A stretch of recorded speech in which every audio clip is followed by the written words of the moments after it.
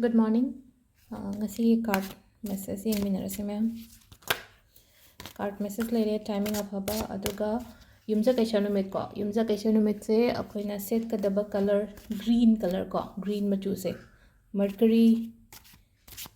na rule to one numit oibane na hai tare ko kaino se yumja kaisa se aduduna color se green oina use to bigadaba do ahamada card akoina nungtigi khanba dwaina sedagi 3 card katang lokthoke ko 1 2 and 3 do sidagi ama khanbirase ko ahamba gi se khankhira anishu bana traga ahum suba khansira aibato ko ahamba card ko ahamba se hadi wheel of fortune in like ko wheel of fortune se phai ko positive card hai tare ko simade ahamba one khan bangai gi oina haraga di ko afaba nungai ba natraga hadi ko hadi phana lak oiba numit oigani ba ngasi gi numit se hai tare ko thabai khang gi da oiro sel thung gi da oiro aduga imung gi da oiro ko hadi kadang phana lai ko ahamba gi se aduga ani suba se hadi hakchang nungai ram da ba yai ko jik se hakchang nungai ram da ba yai adagi hakchang nungai tabam leire wakhan yam ka hana khanjan ba stress yam lowe haji kan se ko stress loba adagi hadi chinta yam to ko pa dumaina oi ko hadi ngasai wakan je sum khan mandan ahinga sem to ba hadi sum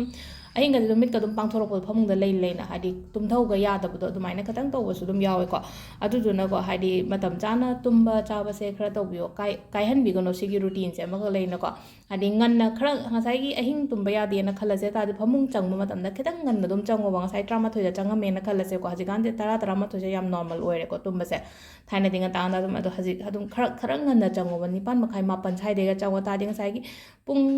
ketang struggle to ro so ko pung amma mu kai mu adu tar ga ri pung tara makhai tara ma thoi phaw da di hai de ai du tum da grani ba atumba ya da problem bala le ra ga di khara ngan na phamung chang ba aduga na ke no to bi ba hai tare ko adu sida katang adaina khara le ko hai di aigi haji lairiba aigi work pressure gumba laibana oibasu yai ko relationship ki haraga su adum kitang nuai tre ko ngasi gi oina haraga di ko ado ahum suba se jo mu hena kana tawre ahum suba se ko sel thum gi oina haraga di ngasi di kem tek pi ro no mayam da haidi leina ko haidi sel thum haraga di mi do khallaga bibiu ko haidi khangdaba mi amada hai tare ko magi magun kari kara khangdaba mi amada di kep da pirano hari pot mangba ko pa admaina oina indicate taweba ngasi gi se ko aduga conflict kumba leiba su katang le ko aduna hari amana khana hora ga so hari aina mana biruno he hari mana mi duna sai ai opposite person duna hari mana sum khana ba halaina ko khumniak ba mi yawi kano to ba lei aduna yaraga di adugi pot ma hai tare ko as ai ngasi di kanam ta ngang ba kem ta roi ga da ai khana ka hari khomoi ga da kholoi de ga hari ko adugumba kaino oiba hai ko fataba kaino hai tare ko toxic oiba thanks to the gi kaino to bi ba hai tare ko lapna thamoi cha se ko kaishu to roi ko mina ngang ba logano ko duga amana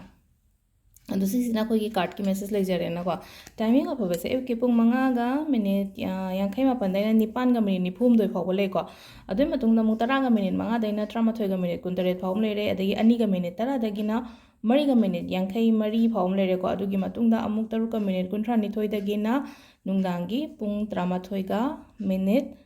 19 phaw ma le re aduga amana any query leba hai taraga de khoi crystal gi matang da order to ba natraga akhoi gi personal reading gi kai gi to birok puto yaraga di message oina thabiro ko haidi ano bangai hai tare ko ano bangai hai raga di ahamba contact to birok puto hana message kumba drop to biyo ko haidi call torok puto da haidi keno to ba yawa aina mi atopa wari sharaga di phone kakthalaga aide thangatlaga keno ngasai amado kaaga thangatpadi yadamnina aduduna adum miss call da takre ko miss call da taido adi mi dana pamido kaino haibado aijo khangaudre na ko aduda adi message ama drop to birama gadi leina ko aina hanginge ba question se hadi sigi aigi personal reading to biyo na traga hadi sigi order to ge khot ke haiba matam sida hadi message to drop to birama gadi aina soidana di halakani lo ngasai gi call to ramudi kanano kaino khangdramnina hadi do whatsapp call dani ko haise aduna yaringai haidi message oina drop to biramo ai keno to matam da hai tare ko ai dum reply to ke khudak ta to trga su ai horen khitang thenga kana nungdanggumbada yengeko message gumbase hadi ayungdindadi khitang pharak tare ingonda hek tharakpaga hek khudakta reply tawbodo ingonda khara wana thoeba aduna khitang ngaibiyo hadi aina reply halaktare keno tawdare na keno tawbe mohta ko aduga question genuine question hangbiro ko hadi keno tawbe matangida haita personal number se keno khatangi ni ko akoigi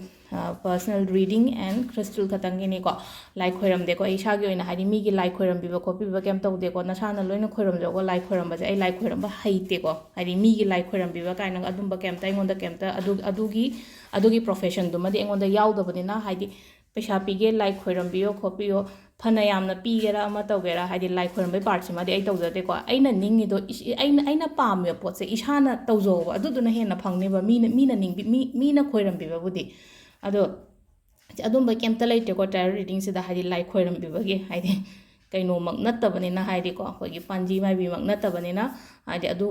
अदुगुम्बे part केमता यावदे just आइगिदि guidance पीबा खतंगने card सिदगी Laiba message से सी guidance पीबने remedies पीबने हाइदि vastu tips खरा पीबने crystal healing की मतांगदा पीबने को like खोरम्बे part अमा यावदे को अदुदुना सिगी कइनोजे खतंग माइंडगी लौथोकबिबा अमा फगने को हाइदि हाइरकपंगै लोइना हाइरकतेको खरा हाइरकपंगै ओइना हाइरगदि को हाइदि आइना निंगिबा पोतो